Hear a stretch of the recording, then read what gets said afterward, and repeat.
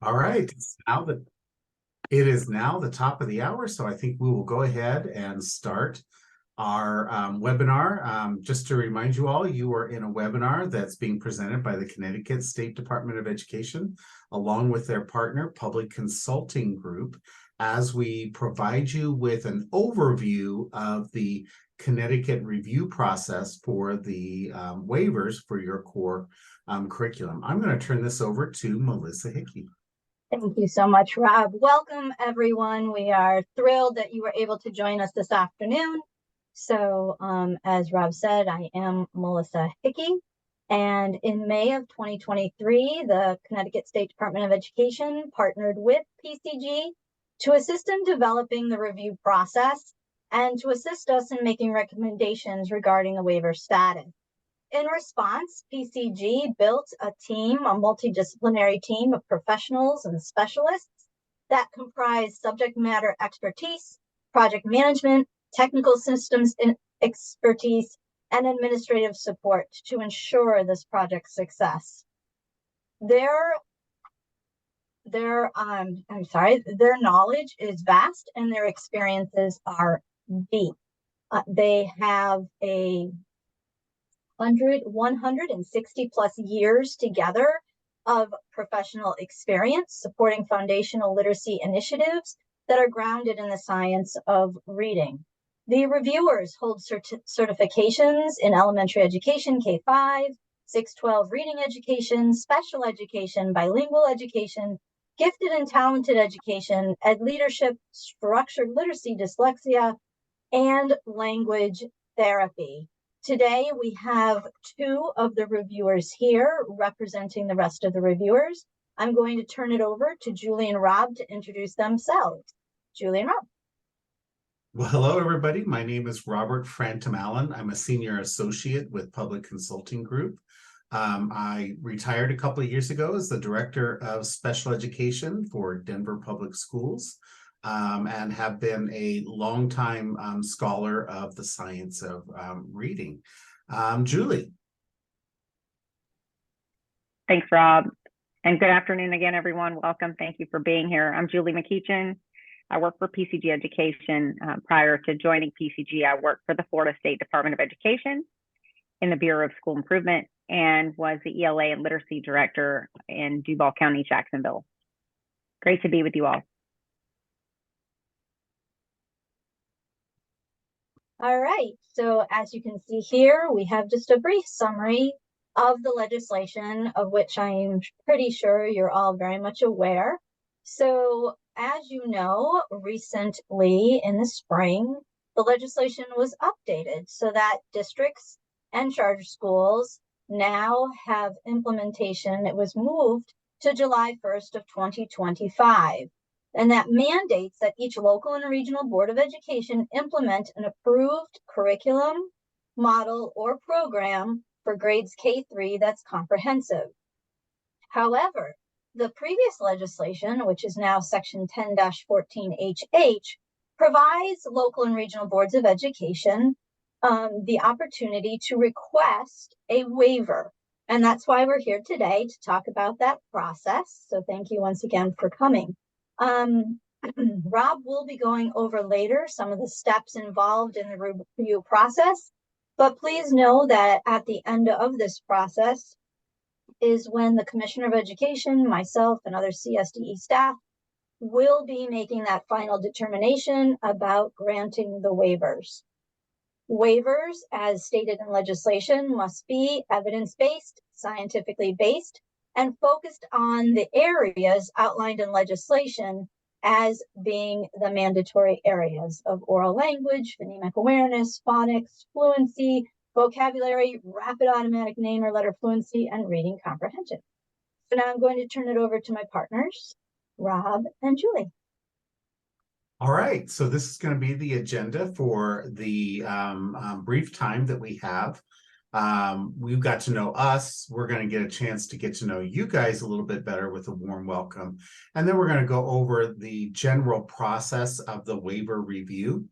And then we'll dive a little bit deeper into the review tool itself to better understand what we are using to collect the information from the waivers that you have provided. And then we'll kind of wrap up with an opportunity for you guys to sign up for a one-on-one meeting within the next couple of weeks. Just a couple of features to kind of help us this afternoon. We are collecting questions from the participants in the webinar. We don't have enough time to get to every single question, but we are putting together an FAQ document that we will have available fairly soon that will answer everybody's questions in there. So please use the Q&A feature that you're going to find at the bottom of the Zoom to put the questions in there. That helps us to organize the questions, help us to figure out what we've answered verbally and what we need to do in our follow-up writing. But in just a second, we are going to ask you to engage in the chat box, which is really just to share information about yourself. So the difference is questions, please put that into the Q&A feature. And then also just a reminder, if any of you need that closed captioning, there is that closed captioning button at the bottom for accessibility. All right, to kind of get us started, we want to know who all is here joining us today. So in the chat box, could you please share your name, the district that you are representing, and the role that you play in that district? And then also respond to the question, what was the first book you remember reading all by yourself?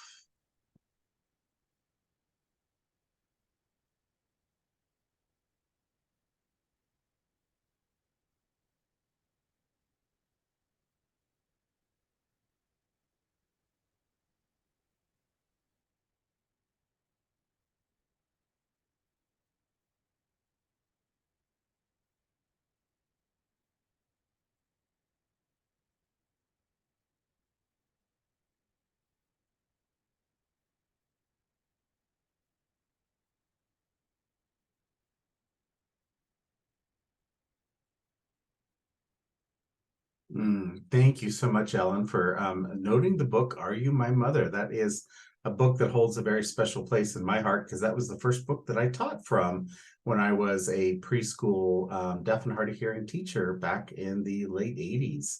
Babysitter Club series, yes, those are always a very fun, very popular one amongst our younger population of kids. And it's all right if you don't remember the book, because quite frankly, I don't remember the first book that I could read by myself as well. Well, welcome everybody. Thank you very much for introducing yourself and participating in that question. Let's talk a little bit about the general overview of the waiver review process, which will then kind of lead up into talking about the waiver review tool that we are using. Back in February up to around the April range, this is when you guys submitted your waivers, and then the CSDE did some preliminary work in reviewing those waivers, and then they entered into a contract with Public Consulting Group to assist them in reviewing the waivers. Over 80 districts submitted waivers, and some of those were very intensive and had a lot of information in them that was very valuable. So since June up until now, there's initial reviews that have been done for the waivers. And then we wanted to be able to do a webinar just to kind of explain the process that we're using. And then we will have an opportunity for you guys to meet one-on-one with Julie and myself, who are representing the waiver team, to kind of share any additional information that you would like to clarify, any pieces that you did in the waiver, to orally defend your waiver, and to establish any kind of questions that you have. Then after those one-on-one meetings, we'll be able to finalize the summary of our findings from the documents that you provided, so that we can then move that summary on to CSDE. And then CSDE will be working through what they have found in those summaries to make those final recommendations that are out there. So, once again, the waiver review tool that we're going to share with you today was really intended for us to summarize this data and this information. And then that summary is what CSDE will use to support in making those final decisions. So I think what we're going to do now is we're going to talk a little bit more in detail about that waiver review tool. And I'm going to pass that off to Julie. Thanks, Rob, and good afternoon again, everyone. Thanks again for being with us. On this screen, we do have a copy of the waiver review tool, and I'm sure you all recognize this language. Most of you are probably experts on it by now, as this tool was developed from existing documents that you've all seen and reviewed many times. This waiver review tool was developed from the legislative requirements that are outlined in Senate Bill 1202, the Right to Read Act, the 2022 Guidelines for Open Review, as well as the waiver application guidance website and documents. And the purpose of the tool is really to provide a summary of the findings that are presented by the team of independent reviewers that are employed by PCG Education. Again, Rob and I are here to represent that team, but there are a team of folks who are reviewing the waiver applications. And the role of the PCG team is really to capture the research-based evidence, document those findings, and identify areas in which legislative requirements are either met or not met. And these findings will then be provided to the Connecticut State Department of Education to guide their decision-making process for which waivers will be granted. The Senate Bill 1202 does a really nice job of providing very thorough and detailed definition of scientifically based reading, research, and instruction.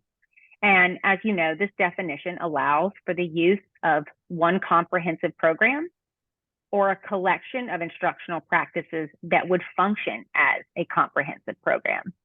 And as part of this definition, all programs, whether it's one comprehensive program or the collection of practices being submitted as one comprehensive program, must be based on reliable and valid evidence.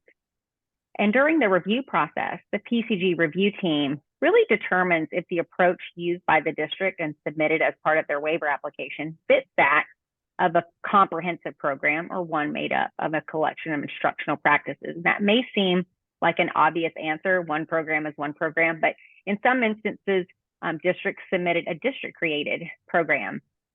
And in some of those instances, other practices and programs are used as part of the district-created program.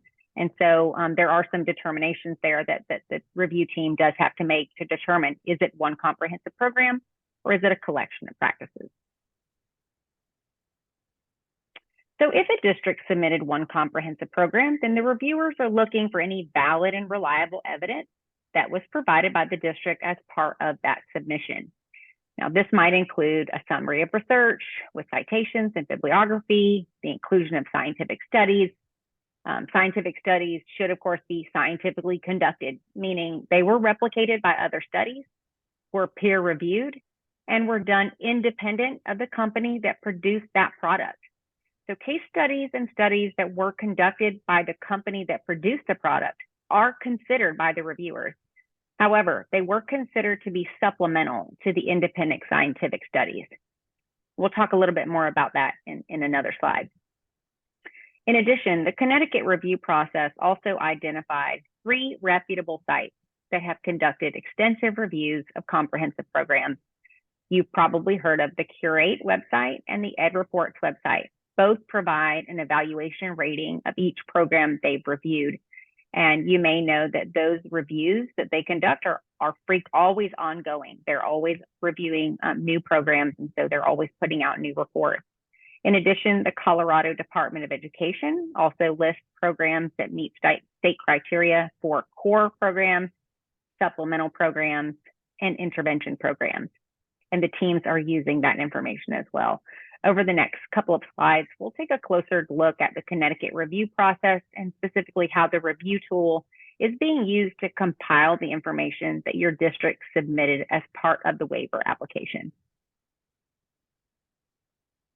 So for districts that chose to submit a collection of instructional practices or programs, reviewers were most importantly looking for a scope and sequence or some kind of document that would be similar to a scope and sequence or a learning trajectory.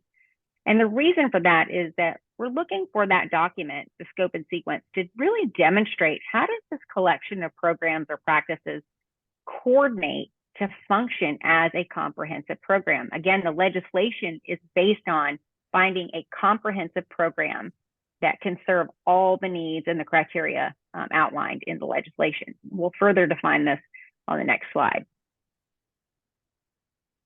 So as I mentioned earlier, Senate Bill 1202 really did do a very thorough job of providing definition of scientifically based reading, research, and instruction.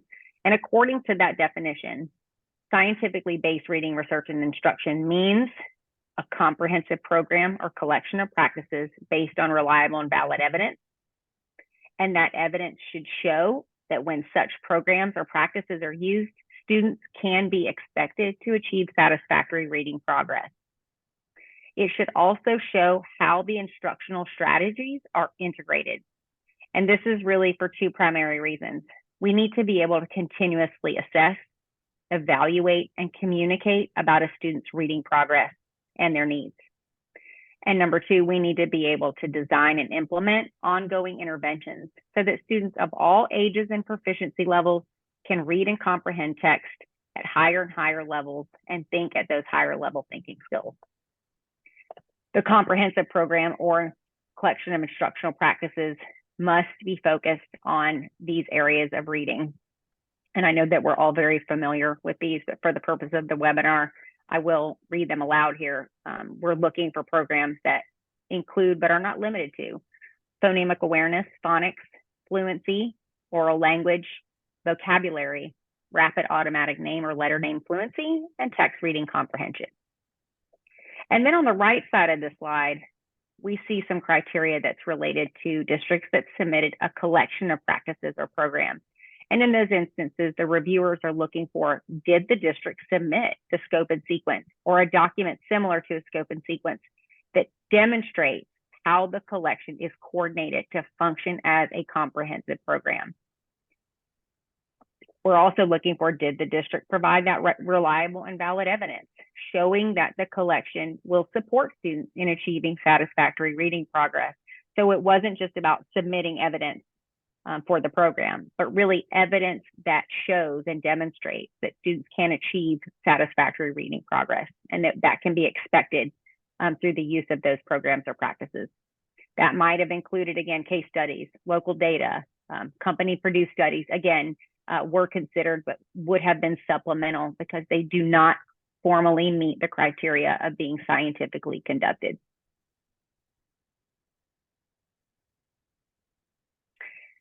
So for districts that chose to submit a collection of programs or practices, each of those programs is listed in this section of the review tool via a drop-down menu. And if the programs were reviewed by Curate, EdReports, or listed on the Colorado Department of Education advisory list, the evaluation status from those websites is also listed here via drop-down menus. And I mentioned the drop-down menus because that was an important part of the design of this review tool, in the sense that it removes as much as possible human error that may be factored into the use of this review tool. All of the programs that were submitted by your districts were entered into the review tool as part of the dropdown. And so the reviewers simply click on the dropdown and they're selecting from a menu of the programs that you all submitted with your waiver applications.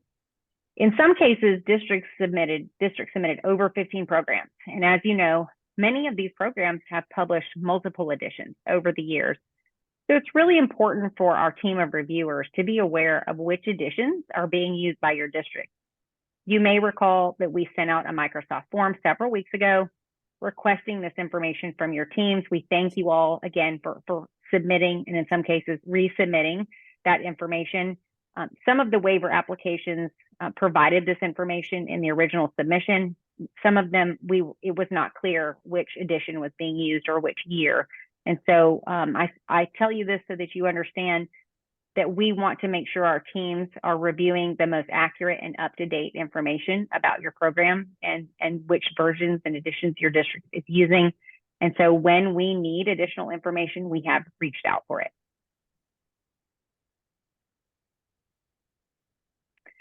The heart of the legislation is really all about instruction that is explicit, systematic, sequential, and demonstrates that accumulation of instruction in these areas of key component areas of reading that we know were identified by the National Reading Panel back in 2000, 2001. And on the next slide, we do see some of those additional elements that were required by legislation. Things like providing frequent opportunities for students to practice or gain skills. The reviewers are looking for programs that allowed for high quality daily differentiation of foundational skills. Those structured discussions that help to address grade level speaking and listening standards. We are looking for the program to include that wide range of authentic writing and explicit instruction in writing skills and strategies, as well as provide varied means of accessing content and demonstrating learning to meet the needs of diverse learners and represent various cultures and perspectives, as well as including that explicit alignment to state standards and grade level expectations. It's a mouthful. It's a lot. It's a lot to include in one program, but we do know from research that this is the criteria that ensures students are getting the highest levels of likelihood that they'll be successful in these areas of reading. And then, of course, there's the requirement around data. And we do appreciate that all your districts did submit data that was specific to the subgroups that were required by the legislation, and that you did all provide a very thorough and well thought out strategy. And our teams are reading every word of the strategies that you've submitted and are reviewing thoroughly every document that was submitted as part of that strategy.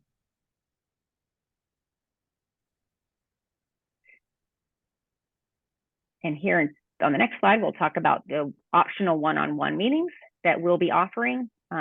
We will be offering a one-on-one meeting for each district. Each district has the opportunity to sign up for one one-on-one meeting with myself and Rob. Again, we'll be there representing the team of reviewers.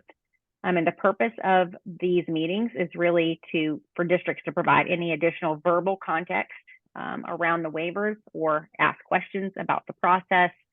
I do have to share that while we wish we could share final decisions as part of the one-on-one meetings, the review process is still ongoing and our team is still reviewing. They're still reviewing your waiver applications, and so we're not able to share those final decisions with you as part of the one-on-one meetings or as part of this webinar. And I'll reiterate what Rob and Melissa shared earlier, that the final decisions really will be made by the CSDE and by the commissioner. And so our review team is simply compiling the information that was thoughtfully submitted by your districts and putting it all together in the review tool and then providing that information to the CSDE, who will then communicate to your districts whether or not waivers have been granted. And so I'll turn it over now to Melissa or Michelle, who will talk more about how you can sign up for those one-on-one meetings, which are, by the way, optional. They are not a requirement. However, we do encourage you to sign up for those one-on-one meetings if you'd like to meet with Rob and I about your waiver application. Michelle or Melissa? Sure, absolutely. Thank you so much, Julie. So first, I just want to thank the superintendents and CAP all along the way of the webinar, the waiver process. They have been extremely helpful in helping to shape that process. As a result, we are going to be holding one-on-ones, as Julie said, and is explained here. We are hoping to have that link go out next week in the Superintendent Digest, so all superintendents can have access and charter school directors can have access to signing up for one of those spots. I was going to add something and now I drew a blank. Michelle, why don't you fill in anything I forgot? Sure. No, you did a great job. The only thing I would add is that we're asking districts to just join one meeting. So join together with the folks that you want to be present on that call. And those are 25-minute time slots. And we'll be sharing a link for you to sign up for a day and time that's convenient for your schedule. And I did remember, so thank you. I do have a listserv. So for those who are not on this listserv and would like to be, I ask that you email me. And the purpose of the listserv is to get information out around professional learning and any of the superintendent updates that go into the digest. I then follow up by sending to the listserv after it's gone out to the superintendents. So if you're not on the listserv and you are interested in being on the listserv, please email me and I shall add your name. All right, so to kind of wrap up our webinar for this afternoon, we will be posting this PowerPoint and a copy of the recorded version of the webinar on the Connecticut State Department of Education website. And then once again, encourage your superintendents to take a look at the communication coming next week to learn a little bit more about how to sign up for those one-on-one meetings. I don't see any outstanding questions in the Q&A section. So, oh, here's one. What Are the one meetings virtual or in person? All the meetings will be virtual. Yeah. Yeah, we will have those set up virtual, and they will be probably done through Microsoft Teams because that's suited for smaller meetings and groups as well too. So, all right. Well, we hope that you guys have the rest of a wonderful afternoon. I hear that it's nice and beautiful in Connecticut right now as well too, and hopefully we'll see you in some one-on-one meetings coming up. Thank you all. Thank you for being here.